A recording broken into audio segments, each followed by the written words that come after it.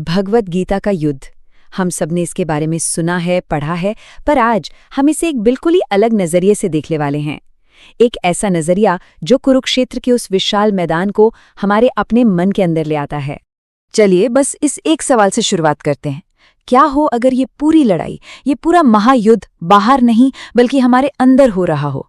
बस ये एक सवाल और पूरी कहानी एक ऐतिहासिक घटना से बदलकर एक गहरा मनोवैज्ञानिक संघर्ष बन जाती है। एक ऐसी लड़ाई जो असल में हम सबके अंदर हर पल चल रही है। ठीक है, तो इसे समझने के लिए ये रहा हमारा मैप।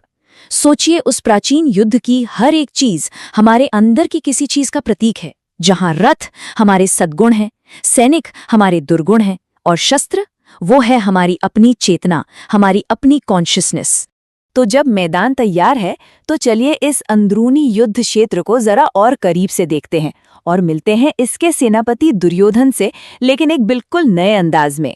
तो देखिए, इस कहानी का जो मुख्य पात्र है वो कोई राजा नहीं बल्कि मोह है, अटैचमेंट। दुर्योधन नाम का मतलब ही यही है, दुख यानी दूषित और योधन यानी धन, वो जो हमारे असली आत्मिक धन को मैला कर दे। और यही मोह है जो अपनी सेना यानी हमारे अंदर के सारे विकारों और दुर्गुणों का जायजा ले रहा है। अब यहाँ एक बहुत ही दिलचस्प बात है। मोह के नजरिए से देखें तो जो दुश्मन की सेना है वो असल में कोई और नहीं बल्कि हमारे अपने ही दैवीय अच्छे गुणों का समूह है। ये जो पांडव सेना है ना, जिसे देखकर दुर्योधन घबरा रहा है, वो और कुछ नहीं बल्कि हमारे अंदर के पुण्य हैं। हमारी सारी अच्छी आदतें, हमारी सारी अच्छी प्रवृत्तियां जब वो एक साथ संगठित हो जाती हैं तो एक ताकतवर सेना बन जाती हैं। और इस पुण्य की सेना का कमांडर कौन है? वो है धृष्टद्युम्न, यानी एक दृढ़ मन। सोचिए, हमारे अंदर कितने ही अच्छे गुण क्यों न हो, लेकिन अगर उन्हें दिशा देने वाला एक मजबूत इरादा, एक संकल्प ही न हो तो वो बिखर जाते हैं। यही दृढ़ मन हमारे सभी पॉजिटिव गुणों को लीड करता है। और इस सेना के बड़े बड़े योद्धाओं को देखिए, ये सब हमारी ही अंदरूनी शक्तियां हैं। भीम हमारी भावनाओं की शक्ति है, भाव। अर्जुन हमारा प्रेम है, अनुराग। द्रुपद हमारी वो अचल स्थिति है जब हम डगमगाते नहीं। और सात्यकी हमारी सात्विकता। ये सब मिलकर हमारी बेहतरी के लिए लड़ रहे हैं। अच्छा, अब कहानी का रुख मोड़ते हैं और दुर्योधन की अपनी सेना को देखते हैं। ये वो अंदरूनी रुकावटें हैं, वो नेगेटिव आदतें हैं जिनका सामना हम सब करते हैं। यहाँ एक बात गौर करने वाली है, दुर्योधन अपनी सेना के बहुत कम योद्धाओं के नाम लेता है। क्यों? अगर ये कोई बाहरी लड़ाई होती तो वो अपनी ताकत को बढ़ा चढ़ाकर बताता, लेकिन यहाँ बात अंदर की है। इन विकारों को गिनाया इसलिए गया है ताकि इन पर जीत हासिल की जा सके, इनका जश्न मनाने के लिए नहीं। तो इस सेना का पहला और शायद सबसे जरूरी योद्धा है द्रोणाचार्य। ये प्रतीक है द्वैत का। ये वो भावना है जब हमें लगता है कि मैं अलग हूं और परमात्मा अलग है।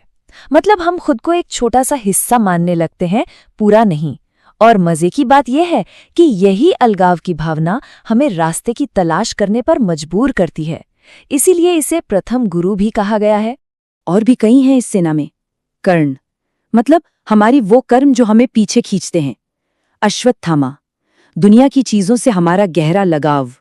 विकर्ण हमारे मन में उठने वाले हजारों शक और भटकाने वाले विचार। और कृपाचार्य यानी वो गलत जगह पर दिखाई गई दया जो हमें हमारे असली लक्ष्य से दूर कर देती है। लेकिन इन सब में जो सबसे बड़ा है, सबसे शक्तिशाली, वो है भीष्म। भीष्म सिर्फ एक योद्धा नहीं, वो पितामह हैं। और वो प्रतीक है हमारे सबसे बड़े भ्रम का। ये वो जड़ है, वो बुनियाद है जिससे हमारे बाकी सारे डर, सारे विकार पैदा होते हैं। और क्योंकि ये भ्रम अंत तक बना रहता है, इसीलिए इसे पितामह कहा गया है। और यहीं इसी पॉइंट पर इस पूरी अंदरूनी लड़ाई का असली मोड़ आता है।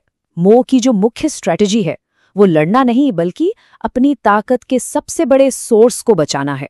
तो दुर्योधन यानी हमारा मोह अपनी पूरी सेना को सिर्फ एक ही ऑर्डर देता है। वो कहता है, आप लोग लड़ो या न लड़ो, बस एक काम करो, हर तरफ से भीष्म की रक्षा करो। क्यों?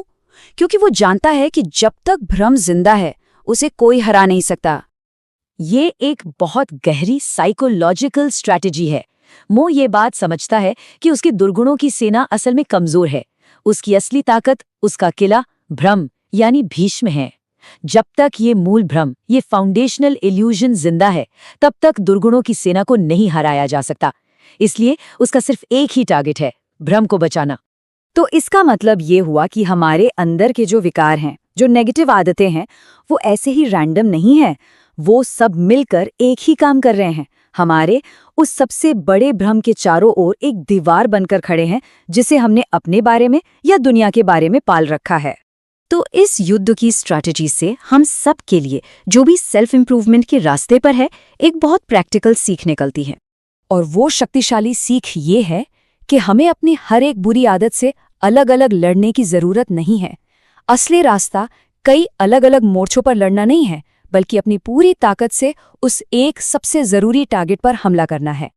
बस एक, क्योंकि जैसे ही वो पितामह भ्रम गिरता है, जैसे ही उस एक झूठ का अंत होता है, तो बाकी विकारों की पूरी सेना बिना लड़े ही, बिना लीडर के अपने आप बिखर जाती है, शक्तिहीन हो जाती है।